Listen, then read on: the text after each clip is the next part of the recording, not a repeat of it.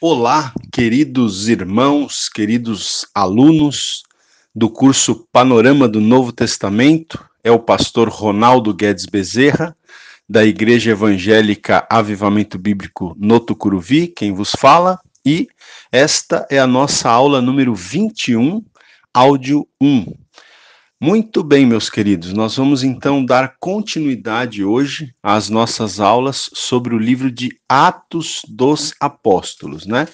Então, na semana passada, nós estudamos panoramicamente os capítulos 3, 4 e 5 do livro de Atos dos Apóstolos. Hoje nós vamos dar sequência, então.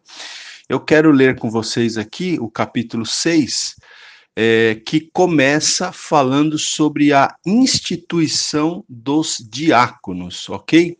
Então, diz assim o texto bíblico, Atos, capítulo 6, versículo 1. Ora, naqueles dias, multiplicando-se o número dos discípulos, houve murmuração dos helenistas contra os hebreus, porque as viúvas deles estavam sendo esquecidas na distribuição diária. Então veja, não é, gente, que não tardou para surgirem problemas ali na igreja primitiva. A igreja primitiva é uma igreja modelo para nós hoje, né, para a igreja do século XXI. A igreja primitiva é a igreja modelo, é a igreja referência. No entanto, isso não isentou a igreja primitiva de problemas, de situações assim, desagradáveis, né? Então, por exemplo, aqui o texto bíblico diz que houve murmuração, né? Dos helenistas. Quem eram os helenistas? Os helenistas, eles eram judeus que haviam adotado o estilo grego de viver, né? Então eram judeus que tinham sido influenciados pela cultura grega e que viviam um estilo de vida mais parecido com o estilo de vida grego. E já os hebreus aqui eram os judeus que tinham preferido reter, né, conservar a maneira tipicamente judaica de vida. Então, esses judeus helenistas, eles começaram a murmurar contra os judeus hebraístas, né, ou hebreus. Por quê? Porque as viúvas dos helenistas estavam sendo esquecidas na distribuição diária ali dos alimentos, vamos dizer assim, das cestas básicas, não é? Então houve esse problema aqui, né? Houve esse desgaste aqui, ali na igreja primitiva, mas esse problema aqui, ele enseja a oportunidade de que fossem, então, instituídos os diáconos, né? Então, veja, o texto continua dizendo o seguinte, versículo 2. Então, os 12, né, os 12 apóstolos, convocaram a comunidade dos discípulos e disseram, não é razoável que nós abandonemos a palavra de Deus para servir às mesas, né? Então, os apóstolos disseram ali que não era razoável que eles ficassem preocupados com esses detalhes, como distribuição de alimentos, de cestas básicas, vamos dizer assim, porque se eles ficassem preocupados com esses detalhes pequenos, eles iam deixar de cumprir o propósito principal do ministério deles, que era a pregação da palavra de Deus. Então, eles convocaram a comunidade ali, né, dos discípulos, disseram isso, que eu acabei de dizer e de ler, e continuaram. Mas, irmãos, escolhei dentre vós 7 homens de boa reputação, cheios do Espírito e de sabedoria, aos quais encarregaremos deste serviço. E quanto a nós, nos consagraremos à oração e ao ministério da palavra. Então, os apóstolos fizeram essa proposta, que eles, apóstolos, se dedicassem mais exclusivamente à oração e ao ministério, né, de ensino, de pregação da palavra, enquanto a comunidade, então, escolhesse 7 homens, né, e as qualificações aqui desses 7 homens era que eles fossem de boa reputação, cheios do Espírito Santo, né, e de sabedoria. E então o texto diz que o parecer agradou ali a toda a comunidade, né? e eles elegeram, então, os seguintes, esses 7 homens, eles são chamados, então, de diáconos, né? Então, eles elegeram os seguintes nomes, ou as seguintes pessoas, conforme está aqui no versículo 5 do capítulo 6. Estevão, homem cheio de fé e do Espírito Santo, Filipe, Prócoro, Nicanor, Timão, Pármenas e Nicolau, né? Então esses são os 7 diáconos que foram eleitos aqui, não é? E é interessante você prestar atenção ao nome dos 2 primeiros, né? O Estevão e o Felipe. Por quê? Porque na sequência dos acontecimentos vai se narrar, né, a história ou parte da história, né, ou acontecimentos que se deram com esses 2 personagens aqui, com esses 2 diáconos, né, com Estevão e com Filipe. Então, o texto diz que, no versículo 6 aqui, apresentaram-nos perante os apóstolos e estes, orando, lhes impuseram as mãos. Então, os apóstolos impuseram as mãos aqui, nesses 7, né, eleitos, e então eles passaram a cuidar, né, dessa atribuição aqui que havia gerado essa murmuração no seio ali da igreja primitiva. Muito bem, então o texto, na sequência, vai falar sobre Estevão, né? O texto bíblico diz para a gente, capítulo 6 de Atos, versículo 8, diz o seguinte: Estevão, cheio de graça e poder, fazia prodígios e grandes sinais entre o povo. Então veja, irmãos, que Estevão, ele era um diácono, né? E não é porque ele era um diácono que Deus não usava com grande poder, com grande autoridade, né? Então, se tem algum diácono aqui ouvindo essa aula, você pode, né, a semelhança aqui de Estevão, a semelhança de Filipe, que nós vamos falar daqui a pouquinho, você pode ser também uma pessoa cheia de graça e cheia de poder, e Deus pode usar a sua vida, né, para fazer grandes coisas aí, porque Estevão, diz o texto aqui, que ele, né, obviamente no poder do Espírito de Deus, ele fazia prodígios e grandes sinais entre o povo. E o que acontece geralmente nesses momentos, né?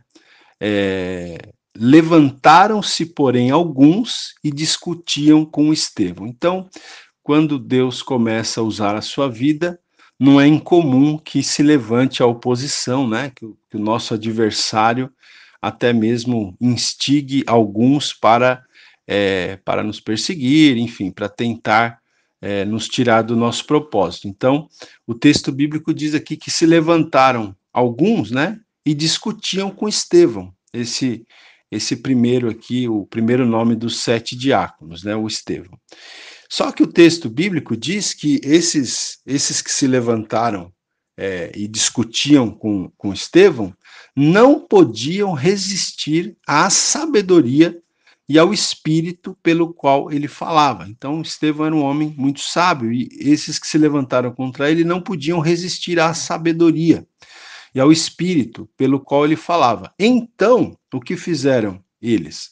Subornaram homens que dissessem: temos ouvido este homem proferir blasfêmias contra Moisés e contra Deus.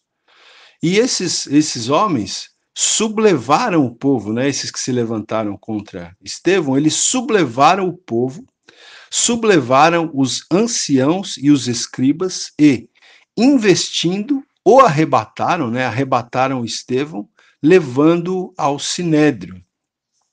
Então, enfim, esses homens, eles arrumaram uma maneira aqui, não é, de caluniar, né? Eu creio que a gente pode usar essa palavra, de caluniar Estevão, terminaram conseguindo ali fazer um movimento, um agito ali, em que Estevão foi preso, né? E levaram então Estevão perante o sinédrio, né? E o texto continua dizendo ainda que esses homens que se levantaram contra Estevão apresentaram testemunhas falsas que depuseram este homem não cessa de falar contra o lugar santo e contra a lei. Né? Então, distorceram, né, as coisas que Estevão estava falando ali. O Robert Gundry, ele até diz aqui, no livro dele, o seguinte, olha, a acusação levada contra ele, né, a acusação levada contra Estevão, devido à sua prática, nos deixa entrever, né, ou entender, que ele deduziria estarem obsoletos o templo e seu cerimonial, por motivo da obra redentora de Cristo. Então, na verdade, o que a gente percebe aqui, olha, veja, o texto diz aqui, Atos 6,13, né, que apresentaram testemunhas falsas que depuseram. O que essas testemunhas falsas disseram? Este homem não cessa de falar contra o lugar santo, né, que seria o templo, e contra a lei, que seria a lei de Moisés. Porque o temos ouvido dizer que esse Jesus, o Nazareno, destruirá este lugar e mudará os costumes que Moisés nos deu. Então, é exatamente isso aqui que o Robert Gundry fala, né? Então, essa acusação feita contra Estevão nos deixa perceber que o próprio Estevão, ele havia deduzido que o templo e o cerimonial que era realizado ali no templo, em Jerusalém, estavam obsoletos, estavam ultrapassados, por quê? Pelo motivo da obra redentora de Cristo, porque, como disse o apóstolo Paulo em Romanos, né, irmãos, o fim da lei é Cristo, né? Cristo, ele confirmou, ele reconfirmou a lei moral do Antigo Testamento, mas a lei cerimonial do Antigo Testamento foi abolida em Cristo Jesus, né? Então isso é muito importante você gravar isso aqui, ó. Por exemplo, quando você lê o Sermão da Montanha, lá em Mateus capítulo 5, 6 e 7, você vai ver que Jesus, ele confirmou todos os aspectos morais da lei do Antigo Testamento. Mas o sacrifício de Jesus na cruz aboliu toda a lei cerimonial, né? Todo aquele cerimonialismo do Antigo Testamento, aqueles sacrifícios, né? Todo aquele ritual cerimonial foi abolido na cruz de Cristo. Então, ao que tudo indica, Estevão estava ensinando isso daqui, né? E o pessoal interpretou errado e aproveitou essa interpretação equivocada para caluniar, né, Estevão, para denunciá-lo ali perante o Sinédrio, né, que era aquela espécie de senado ali dos judeus, né? E o texto bíblico diz aqui, interessante, no último versículo do capítulo 6, que é o versículo 15, diz assim: todos os que estavam assentados no Sinédrio, fitando os olhos em Estevão, viram o seu rosto como se fosse rosto de anjo, né? Então, o texto nos traz essa informação. E aí, na sequência, aí nós entramos no capítulo 7. No capítulo 7 ocorre a defesa de Estevão, tá? Então, no capítulo 7 de Atos, é um capítulo, inclusive, até bastante longo, né? São 60 versículos, o capítulo 7. Veja que o capítulo 6 tem 15 versículos. O capítulo 7 tem 60 versículos. Por quê? Porque o capítulo 7 ele registra um famoso sermão de Estevão, né? Então, o livro de Atos dos Apóstolos, ele tem essa característica, você tem vários sermões descritos, né? Ou pelo menos a essência desses sermões descrita aqui no livro de Atos. Então, lembram-se que a gente viu, né, um sermão que Pedro fez aqui no capítulo 2, né, no dia de Pentecostes, depois nós temos aquele sermão que Pedro faz ali no templo, logo depois da cura daquele coxo, né? Enfim, e nós temos também aqui esse sermão que é feito, né? Aqui no capítulo 7 pelo Estevão, que era um dos 7 diáconos eleitos ali para resolver a questão da distribuição diária dos alimentos. Então, no próximo áudio, no áudio 2, eu vou falar um pouquinho sobre esse capítulo 7 de Atos dos Apóstolos. Até já. Aula 21, áudio 2. Então, muito bem, aqui no capítulo 7 de Atos, versículo 1, diz o seguinte: Então lhe perguntou o sumo sacerdote, porventura é isto assim? Então, o sumo sacerdote ali, que estava presidindo, né, aquela reunião do Sinédrio, ao qual Estevão foi levado, o sumo sacerdote perguntou então para Estevão se era mesmo da maneira como as pessoas o estavam acusando. E aí então, a partir do versículo 2, né, até o versículo 53, então é um texto bem longo, nós temos a resposta de Estevão ali perante o Sinédrio, né? E essa resposta de Estevão é como se fosse um sermão, né, que ele prega, e é um sermão muito interessante, gente. Eu não vou ler porque ele é muito longo, mas eu te incentivo a ler depois com calma Atos capítulo 7, porque nesse sermão de Estevão, ele passa em revista a história de Israel, né? Ou seja, ele faz uma espécie de um resumo, né, da história do povo de Israel, tá? Então, você tem aqui em Atos capítulo 7, nesse sermão, nessa defesa de Estevão, você tem uma espécie de um resumo, né, da história do povo de Israel, né? E ele vai, então, ali argumentando, né, falando, o Robert Gundry, ele diz aqui o seguinte, que o sermão de Estevão, né, ele tem um destaque bem claro sobre o fato que, tal como os antepassados dos israelitas tinham repelido por reiteradas vezes os mensageiros de Deus nos dias do Antigo Testamento, assim também agora eles mesmos haviam rejeitado ao supremo mensageiro, né, de Deus, Jesus Cristo, o justo. Então, ele vai resumindo a história de Israel, né, e, em essência, Estevão ele está falando isso, que da mesma maneira que os antepassados dos israelitas, né, tinham rejeitado, né, diversas vezes os mensageiros de Deus, lá na época do Antigo Testamento, no caso os profetas, né, haviam sido rejeitados pelos antepassados. Então, agora, da mesma forma, aqueles contemporâneos de Estevão haviam rejeitado e estavam rejeitando o mensageiro supremo que Deus enviou, né, que foi Jesus Cristo, o justo.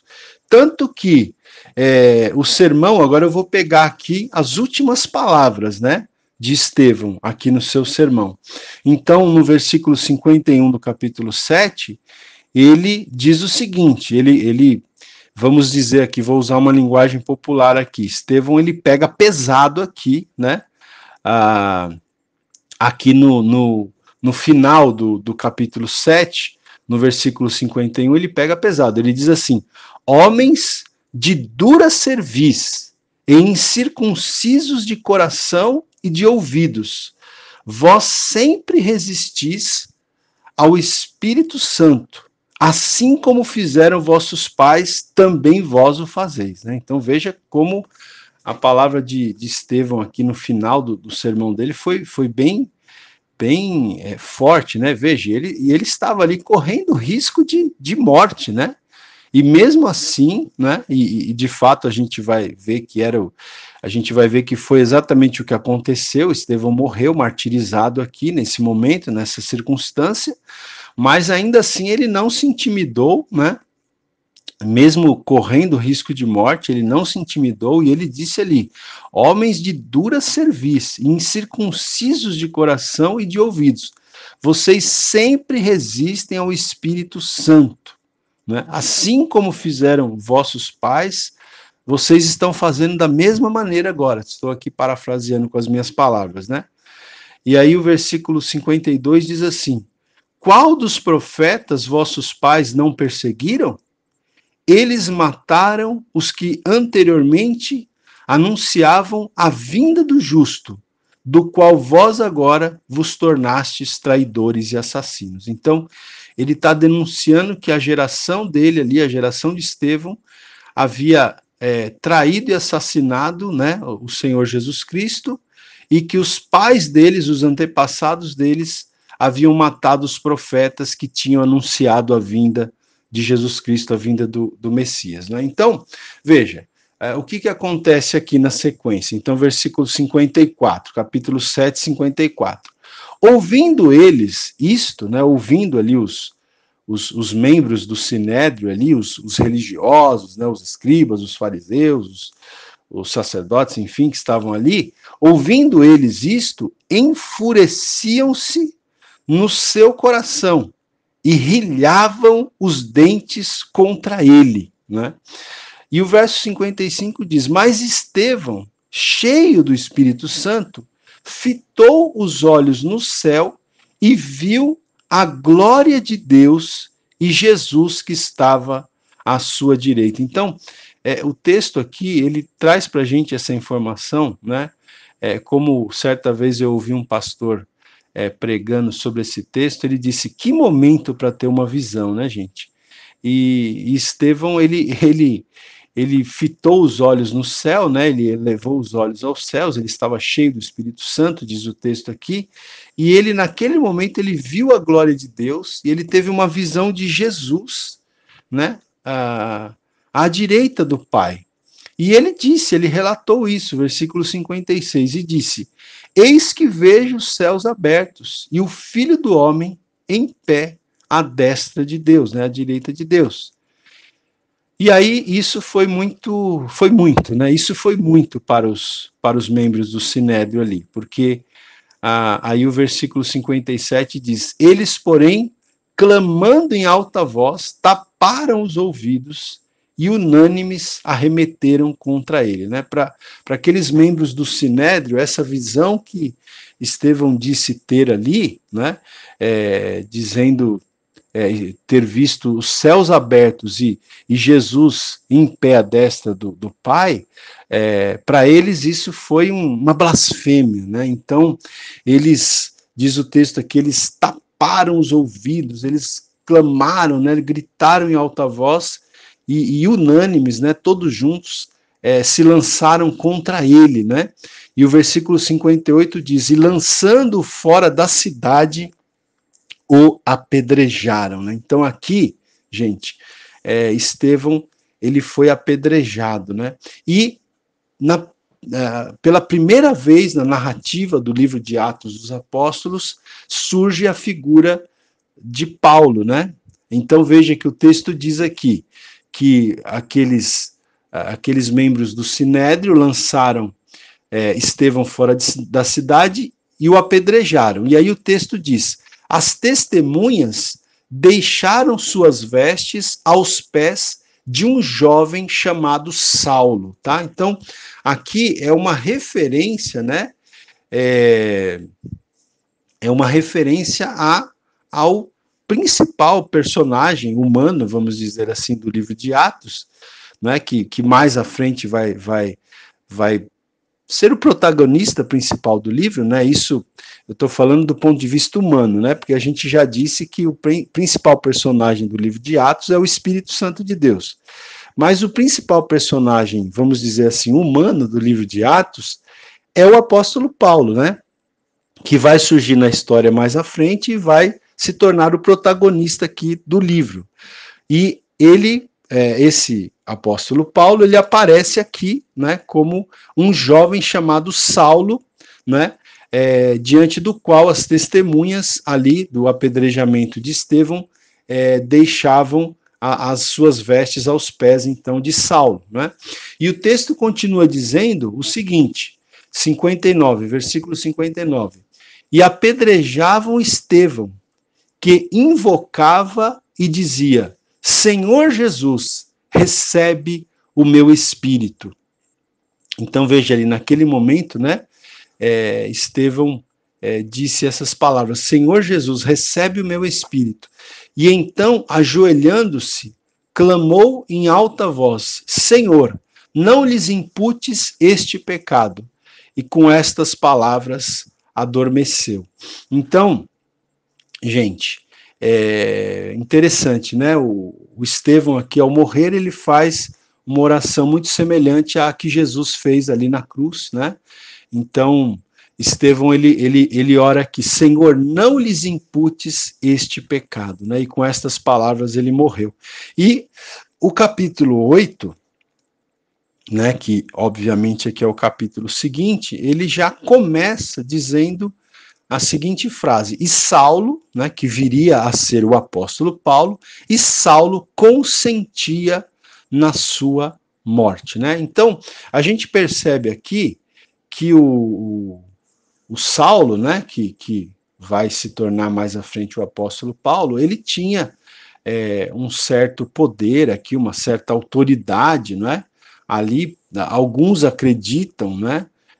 Isso não é um consenso, não dá para cravar, não dá para fechar a questão, mas alguns acreditam que Saulo aqui nessa época já fosse membro do Sinédrio, né? Já fosse um dos membros do Sinédrio lá dos judeus. Então, o fato é que o texto diz que Saulo consentia na morte de Estevão, né? Saulo, de alguma maneira, aprovava aquilo que estava acontecendo, aprovava aquela violência ali naquele momento, ele aprovava aquele apedrejamento, ele aprovava ali a morte de Estevão, né? Naquele momento, Saulo ainda não tinha tido o encontro com Jesus que ele viria a ter mais à frente e que mudaria toda a sua vida, que mudaria toda a sua história. Bom, e aí, queridos, aqui no capítulo 8 ainda, no versículo 1, diz o seguinte, naquele dia levantou-se grande perseguição contra a igreja em Jerusalém. Né? Então, esse acontecimento aqui da morte de Estevão, esse acontecimento ele destravou, né? Ele desencadeou uma grande perseguição contra a igreja em Jerusalém. É interessante você perceber que até esse momento a igreja estava muito concentrada na cidade de Jerusalém, né? Interessante que Jesus tinha dito para eles que eles receberiam o poder do Espírito Santo para serem testemunhas tanto em Jerusalém, mas não apenas em Jerusalém, como em toda a Judéia e Samaria e até os confins da terra. Mas num primeiro momento, a igreja ficou muito concentrada em Jerusalém. Então, até muitos comentaristas da Bíblia dizem que Deus permitiu essa perseguição aqui, né, para espalhar a igreja, para que a igreja pudesse ser espalhada por vários lugares para pregar a palavra de Deus em vários lugares, né? Então, é uma aplicação para nós, né, irmãos, que nós não esperemos que Deus permita perseguição sobre nós, sobre as nossas igrejas, para que nós nos espalhemos para pregar a palavra de Deus, para que nós, que nós não tenhamos que esperar que Deus permita uma perseguição sobre as nossas igrejas, para que nós divulguemos a palavra de Deus, né? Inclusive em outros lugares, em outras cidades, em outros países, né? Para que nós nos envolvamos com a obra missionária, né? Então veja que o texto diz aqui que naquele dia levantou-se grande perseguição contra a igreja em Jerusalém. E todos, olha só o que diz o texto, e todos, exceto os apóstolos, né? Então todos os cristãos, com exceção dos 12, foram dispersos pelas regiões da Judéia e Samaria. Então, essa perseguição desencadeada fez com que todos os cristãos, com exceção dos apóstolos, todos os cristãos foram dispersos, né, pela Judéia e pela Samaria, né? Bom, aí o versículo 3 ainda informa aqui para a gente, versículo 3 do capítulo 8, mais uma vez vai citar o jovem Saulo aqui, diz, Saulo, porém, assolava a igreja, entrando pelas casas e arrastando homens e mulheres, encerrava-os no cárcere, né? Então, a gente tem aqui a descrição, né, de Saulo, né, que depois viria a ser o apóstolo Paulo, né, que nesse momento aqui, olha só, ele assolava a igreja, ele entrava nas casas, ele arrastava homens e mulheres e ele prendia essas pessoas, né, nas prisões, nos cárceres ali, tá? Então, houve aqui uma grande perseguição, né, à igreja, logo depois aqui do martírio de Estevão, né? Estevão, que era um dos 7 diáconos eleitos ali no capítulo 6 de Atos dos Apóstolos. Ok, queridos? aula 21, áudio 3 agora. Então, eu quero ler aqui para vocês o comentário aqui do Robert Gundry. Ele diz assim, olha, o martírio de Estevão foi o estopim de uma perseguição geral contra os cristãos, por parte dos judeus, né, por parte de judeus incrédulos. E à testa dessa perseguição, ou seja, à frente dessa perseguição, achava-se Saulo, natural de Tarso. Seu outro nome era Paulo, né? Então nós vemos aqui que o livro de Atos ele começa chamando esse personagem, né, de Saulo, e depois ele vai ser chamado no mesmo livro de Atos de Paulo, né? Então, segundo Robert Gundry aqui, Saulo era o nome hebraico, tá? Então Saulo era o nome hebraico, não é o nome judeu. E Paulo era o nome romano, né? Então,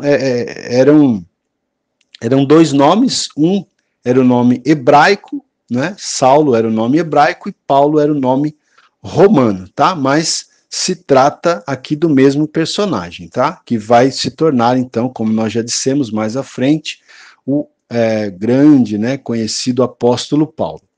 Bom, o Robert Gundry continua dizendo aqui o seguinte, que a dispersão dos cristãos, então, como a gente disse, né, há pouco, os cristãos foram dispersos por vários lugares, e a dispersão dos cristãos por motivo de perseguição resultou em um evangelismo generalizado, não é? Então veja que os cristãos que foram dispersos por causa dessa perseguição que houve lá, por ocasião do martírio de Estevão, né? Então os cristãos que estavam muito concentrados em Jerusalém e que foram dispersos por causa dessa perseguição, eles começaram a evangelizar nos lugares para os quais eles foram dispersos, né?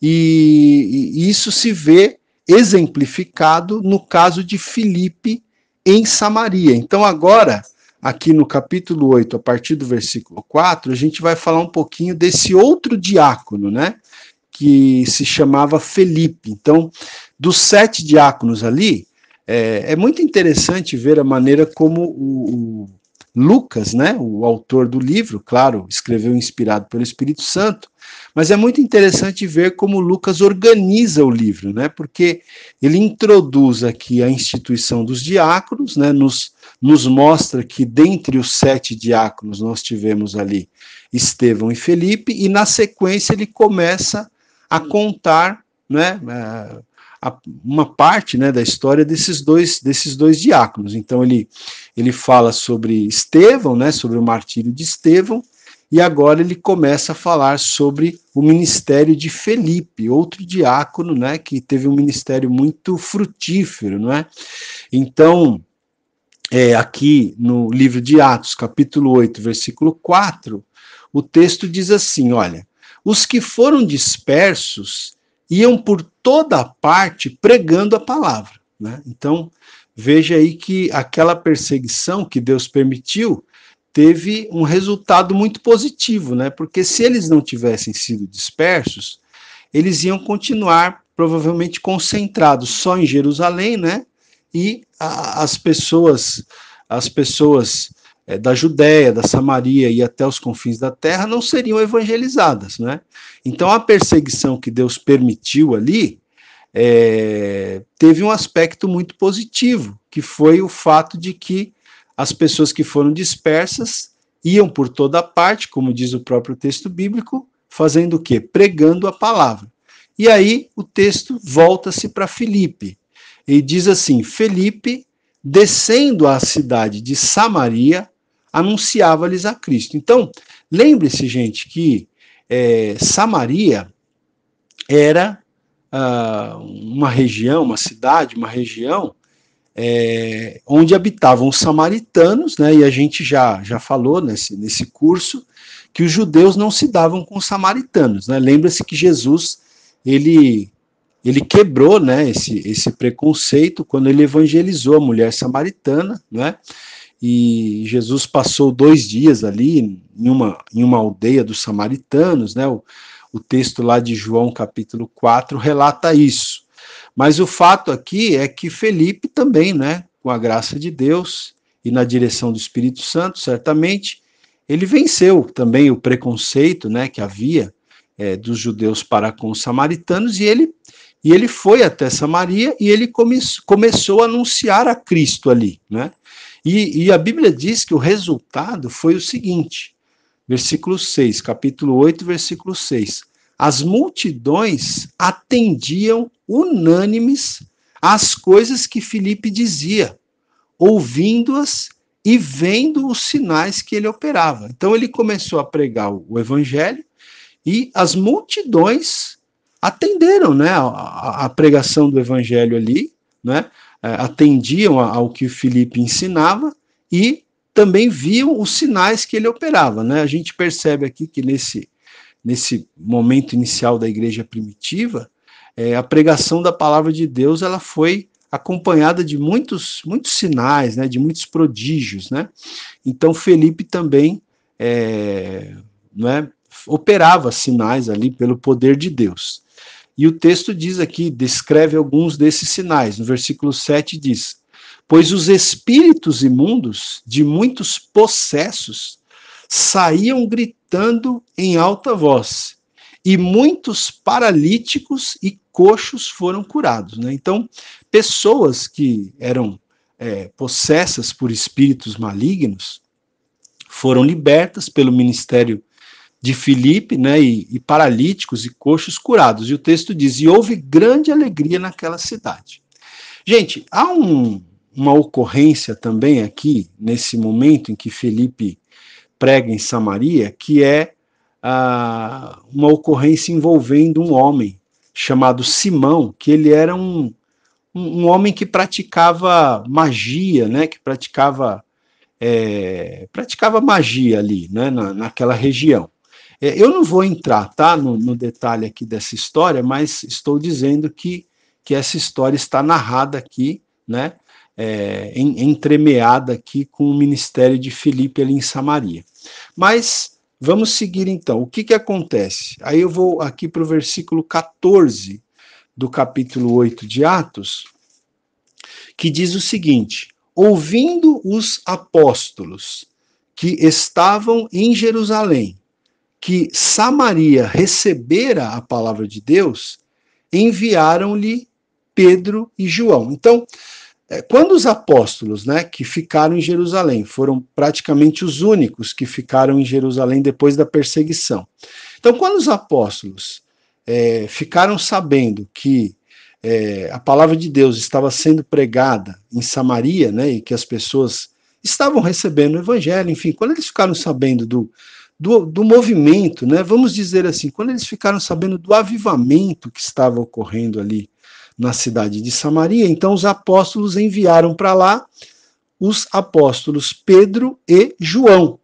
E o versículo 15 diz: os quais, descendo para lá, oraram por eles para que recebessem o Espírito Santo, porquanto não havia ainda descido sobre nenhum deles, mas somente haviam sido batizados em nome do Senhor Jesus. Então, ao que tudo indica, Felipe já havia batizado ali os samaritanos, né, nas águas, mas o texto diz aqui que não havia descido ainda sobre eles o Espírito Santo. E os apóstolos Pedro e João, então, oraram pelos samaritanos para que eles recebessem o Espírito Santo.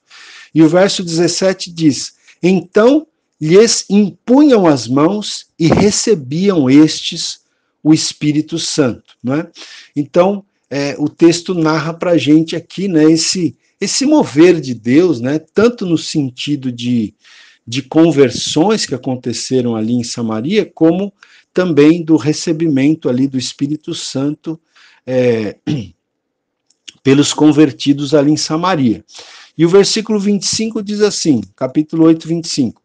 Eles, porém, havendo testificado e falado a palavra do Senhor, né? Então, eles aqui, os apóstolos Pedro e João. Eles, Pedro e João, porém, havendo testificado e falado a palavra do Senhor, voltaram para Jerusalém e evangelizavam muitas aldeias dos samaritanos.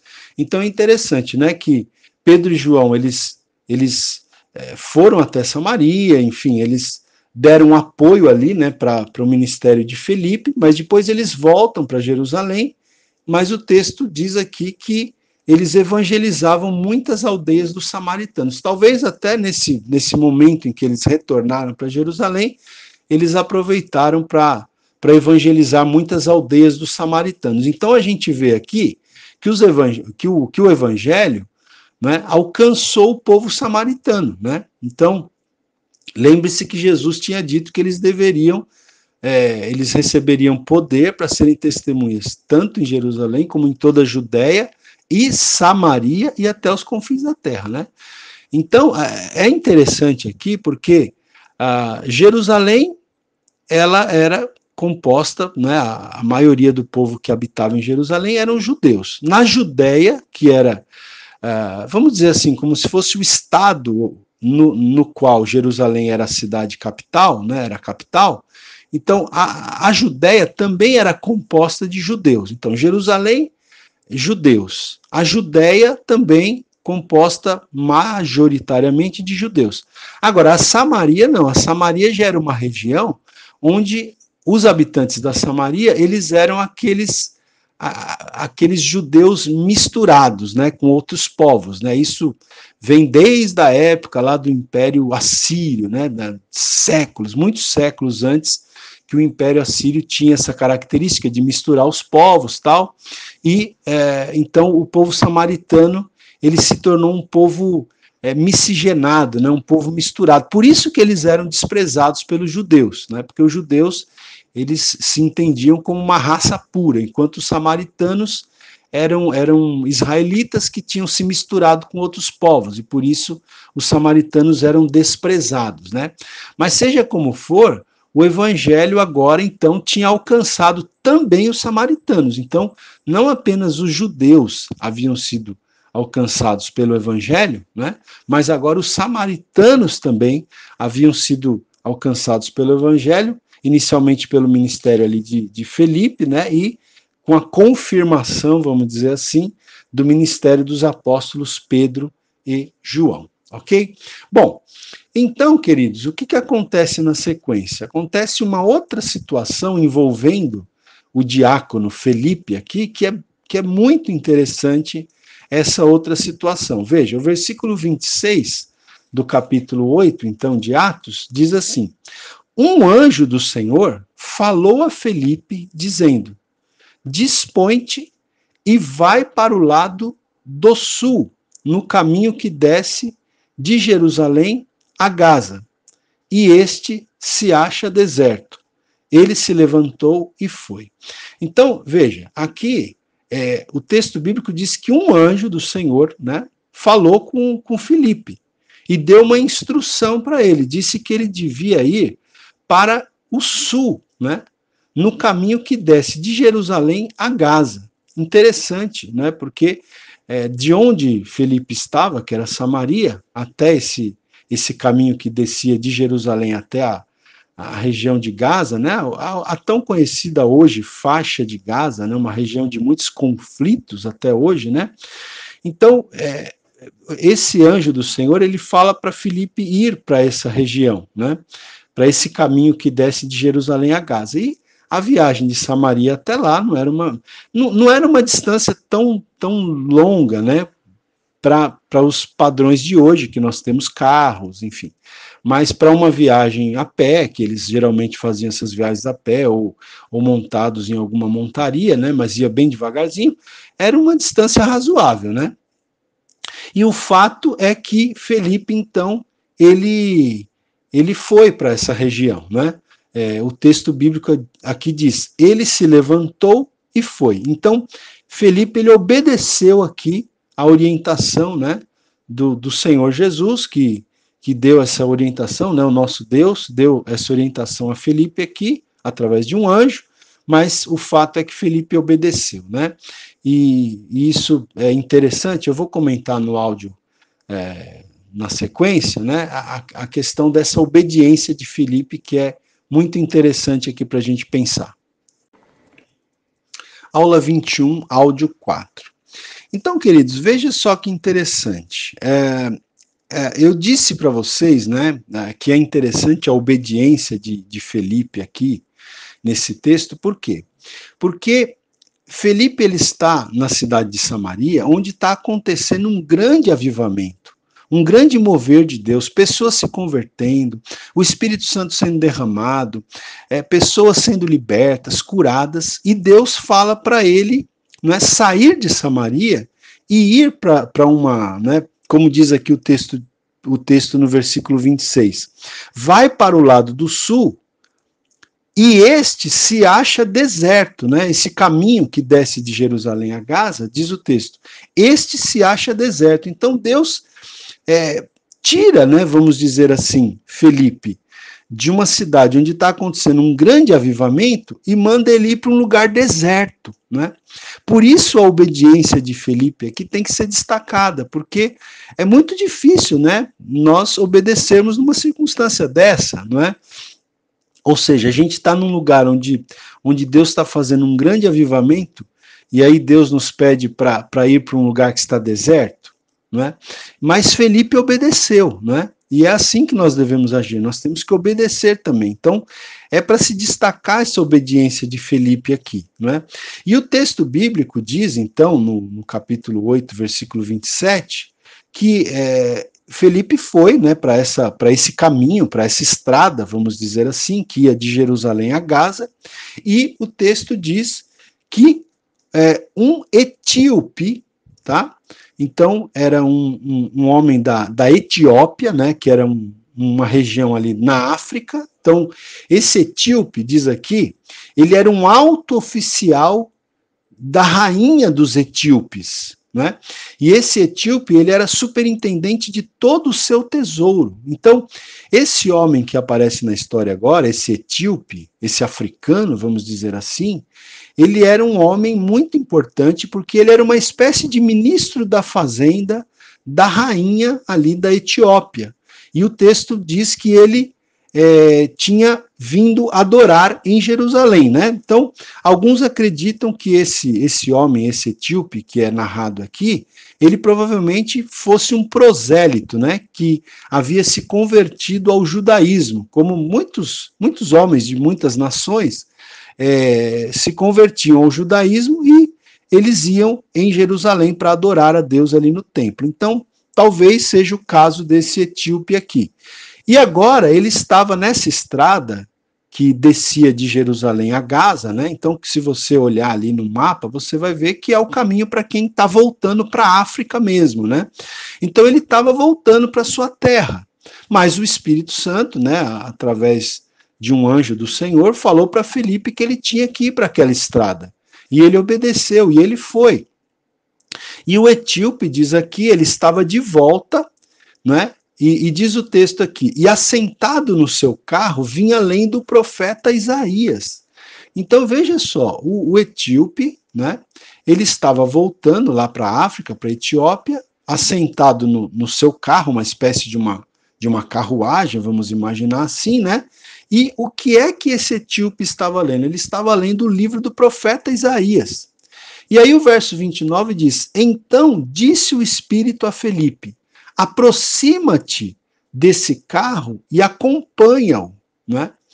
E aí o texto diz que Felipe, né, correndo, versículo 30, correndo Felipe, ouviu-o ler o profeta Isaías e perguntou, compreendes o que vens lendo? Então, gente, veja, algumas coisas que eu quero destacar aqui para vocês nesse momento, né? Eu tenho o blog do pastor Ronaldo Guedes Bezerra, eu tenho um blog, né, que tem esse nome, blog do pastor Ronaldo Guedes Bezerra, você pode procurar aí no Google, e você vai encontrar lá um esboço de uma mensagem que eu já preguei, que chama-se Ajunta-te a esta carruagem. E nesse esboço eu coloco as características de um evangelista eficaz, né, baseado aqui nessa história de Felipe como evangelista. Então veja, a primeira lição que a gente tem aqui é que o evangelista eficaz é aquele que renuncia ao que lhe é mais cômodo, a fim de ir em busca dos perdidos, ainda que seja apenas um. Porque Felipe, ele renunciou o que era mais cômodo para ele, que era ficar em Samaria, onde estava acontecendo um grande avivamento. Né? Mas o evangelista eficaz, ele é aquele que renuncia o que lhe é mais cômodo, a fim de ir em busca dos perdidos, ainda que seja apenas um, porque Deus tira Felipe de Samaria, onde, né, multidões estavam se convertendo, para que Felipe evangelizasse apenas uma pessoa, apenas esse etíope aqui, né? E o segundo ponto aqui desse esboço que eu tenho aqui, depois se vocês quiserem procurar, é o seguinte: o evangelista eficaz é aquele que está sempre atento e sempre disposto a obedecer à voz do Espírito de Deus. Porque o versículo 29 diz aqui claramente, né, que disse o Espírito a Felipe: aproxima-te desse carro e acompanha-o, né? Então o Espírito Santo falou para Felipe, não é, se aproximar daquele carro onde ia o etíope, né? Então o evangelista é aquele que está sempre atento, e não só atento, mas disposto a obedecer à voz do Espírito Santo de Deus, né?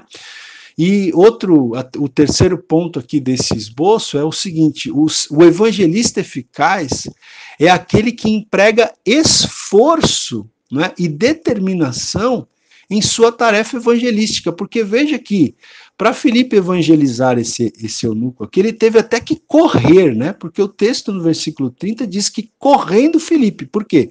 O eunuco ia numa carruagem, num carro, né? Segundo os moldes daqueles dias, né? O eunuco ia num carro que devia ir numa velocidade razoável. E Felipe teve que correr atrás, né? Para obedecer aqui à voz do Espírito Santo, ele teve que correr atrás daquele carro. Então veja que o evangelista é aquele que emprega até mesmo esforço, né, e determinação na sua tarefa evangelística, né? E outro aspecto interessante aqui que eu destaco nesse esboço é que o evangelista eficaz também é aquele que sabe discernir o momento certo e a oportunidade certa de falar do evangelho aos perdidos, né? Porque Felipe aqui, ele teve essa sensibilidade, né? Deus, na verdade, preparou esse momento certo, essa oportunidade certa para Felipe, porque ele começou a correr, né?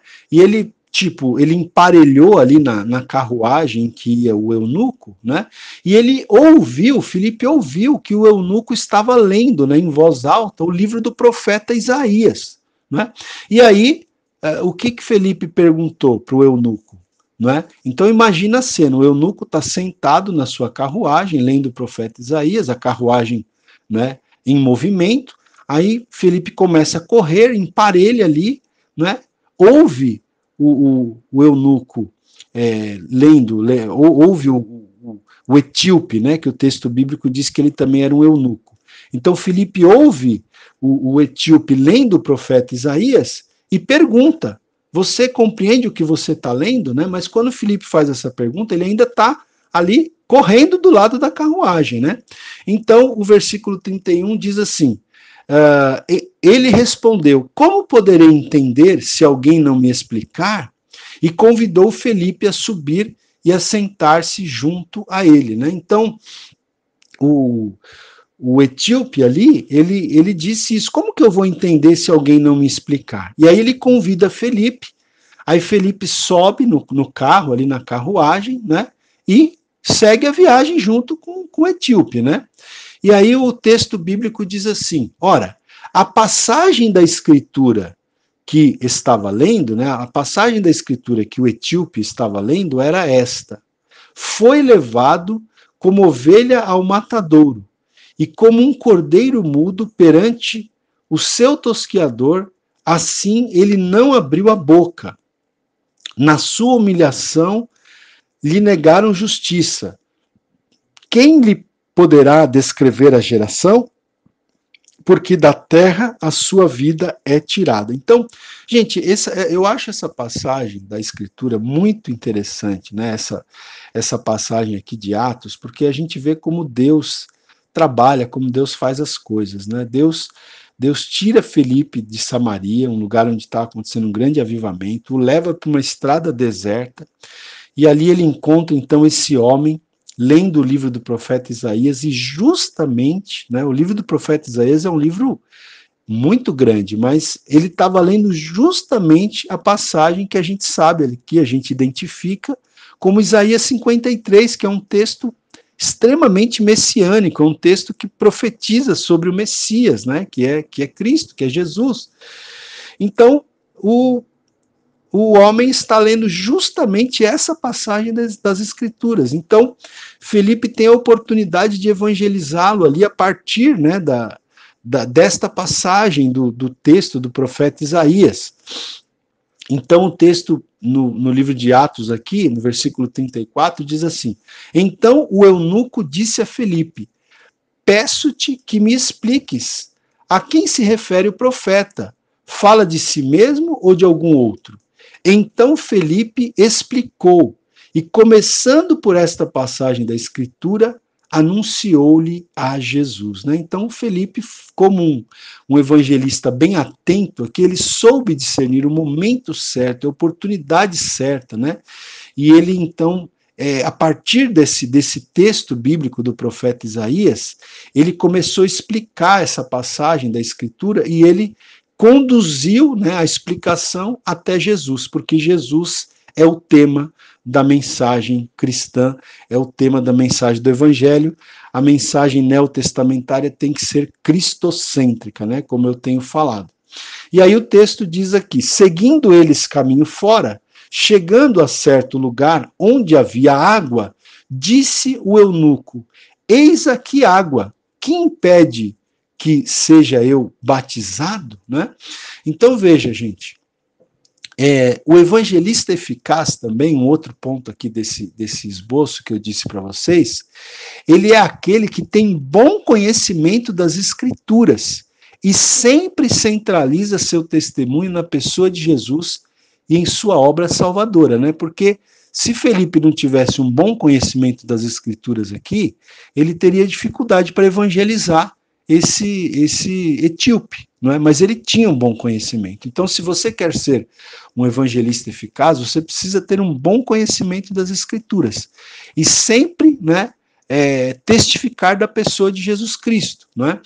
Muito bem. E também outro aspecto, e o último que eu quero destacar aqui, é que o evangelista eficaz é aquele que conduz seu filho espiritual até o batismo nas águas, né? Porque aqui se deu o quê? O batismo. Naquele mesmo momento, o etíope, aquele homem africano, ele creu. Ele creu na palavra de Deus, ele creu em Jesus como Messias, como Senhor, e ele mesmo, o eunuco mesmo, eles chegaram num lugar onde tinha água, e o próprio eunuco perguntou: eis aqui água, o que impede que eu seja batizado? Né? E aí o versículo 38 diz: então mandou parar o carro, ambos desceram à água, e Felipe batizou o eunuco. Né? Então, nós temos aqui essa passagem interessantíssima. Esse eunuco etíope, né, um homem da Etiópia, um oficial da rainha da Etiópia, um homem muito influente, ele provavelmente deve ter, então, levado o evangelho que ele recebeu aqui, lá para a Etiópia, né? E pôde, de alguma maneira, testificar lá do que ele havia aprendido aqui com Felipe, tá? Bom, gente, estamos chegando no final dessa aula, então, só para concluir, o versículo 39 diz: quando saíram da água, aqui aconteceu uma coisa sobrenatural. O Espírito do Senhor arrebatou a Felipe, não o vendo mais o eunuco. Então, Felipe foi arrebatado, ele desapareceu da frente do homem africano aqui, do eunuco etíope, né? E este, né, esse etíope foi seguindo o seu caminho cheio de júbilo, mas Felipe veio a achar-se em Azoto, e passando além, evangelizava todas as cidades até chegar a Cesareia. Então, o Senhor arrebatou sobrenaturalmente aqui a Felipe, né, fez um transporte aqui de Felipe até a cidade, né, ou a localidade de Azoto, e dali Felipe foi pregando para outros lugares. Deus abençoe e até a próxima aula.